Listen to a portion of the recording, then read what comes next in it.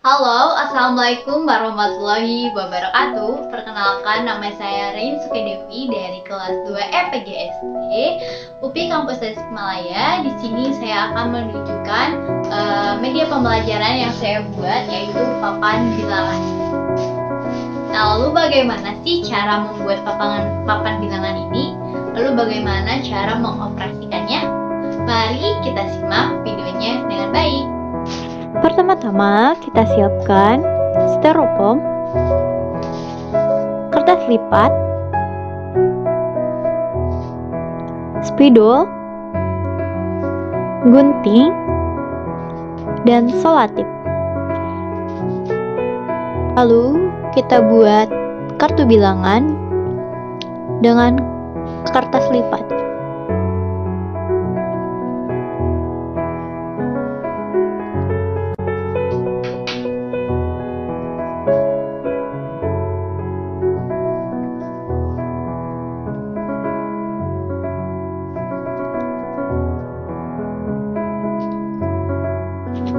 Selanjutnya kita membuat huruf untuk penamaan papan bilangan.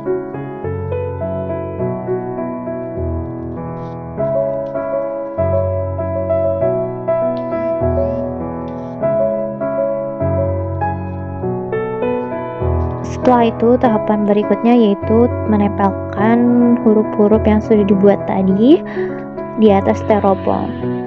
Lalu tempelkan juga kartu bilangan yang sudah dibuat. Nah, mari kita susun dari bilangan 1 sampai 10. Diusahakan letaknya sejajar ya.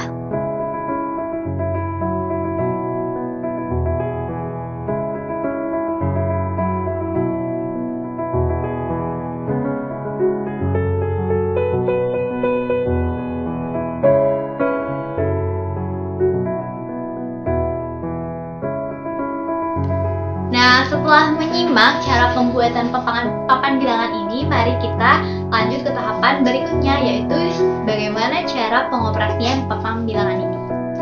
Nah, misalnya kita mempunyai soal urutkan bilangan 4,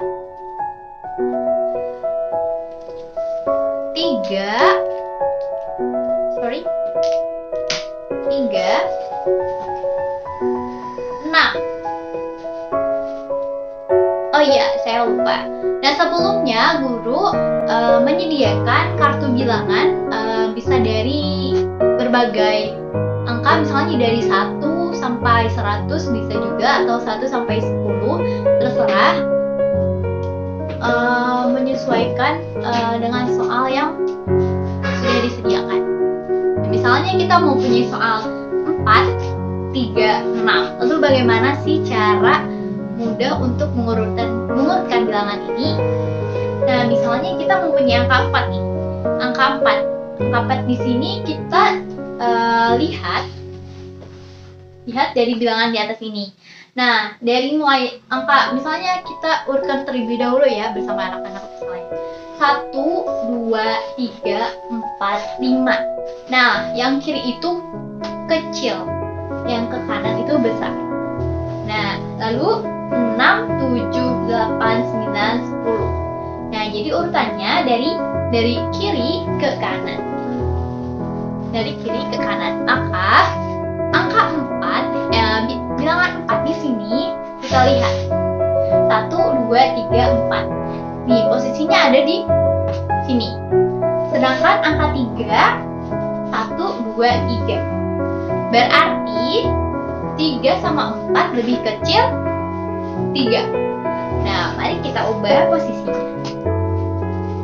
Karena media pembelajaran ini membuat anak menjawab soal sambil bermain. 3, 4. Nah, kita sudah menemukan dua bilangan terkecil dan terbesar.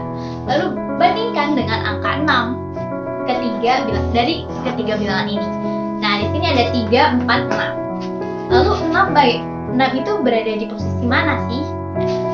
Nah, kita hitung lagi. 1, 2, 3,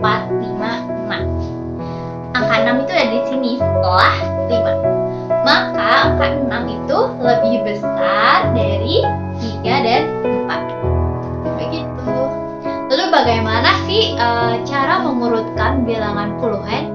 Kita ganti soalnya dulu ya.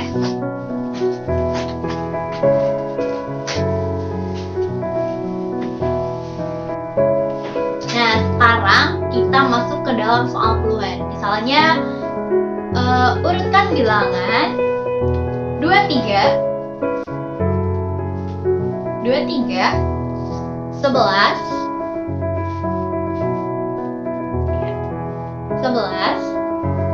21.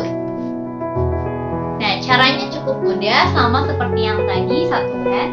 Nah, bedanya di sini untuk bilangan puluhan itu kita lihat dulu ini puluhannya. Puluhannya itu 2. Di sini lihat puluhan yang angka pertama dari puluhan. Ini 2, 1, 2. Berarti angka terbesar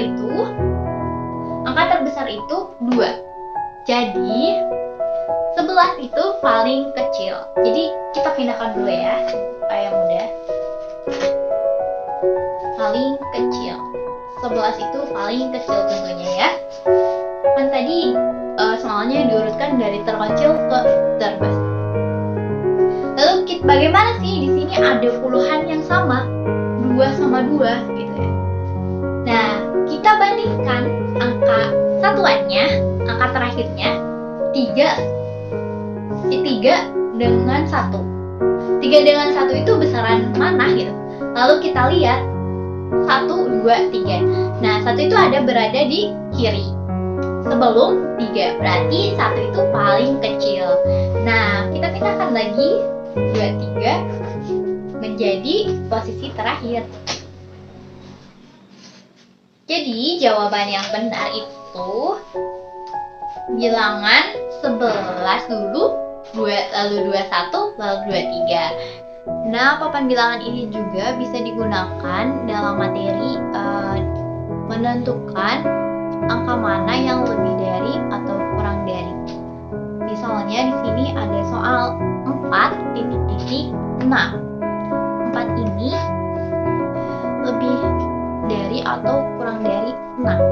Bagaimana sih cara menentukannya? Nah, kita lihat di sini yang angka pertama itu ada 4. Kita lihat 1, 2, 3, 4. Tadi sudah dikatakan bahwa yang sebelah kiri itu lebih kecil. Mari kita bandingkan dengan angka 6. Angka 6 ini posisinya di mana? 1, 2, 3, 4, 5, 6. Angka 6 ini muncul setelah angka 4. Maka 4 kurang dari 6. Lalu bagaimana sih simbol lebih dari? Lebih dari ini bisa dibalik. Misalnya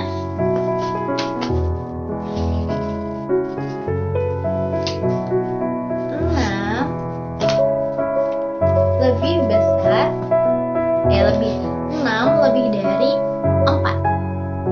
Seperti itu. Nah, sudah mengerti kan bagaimana cara mengoperasikan papan bilangan?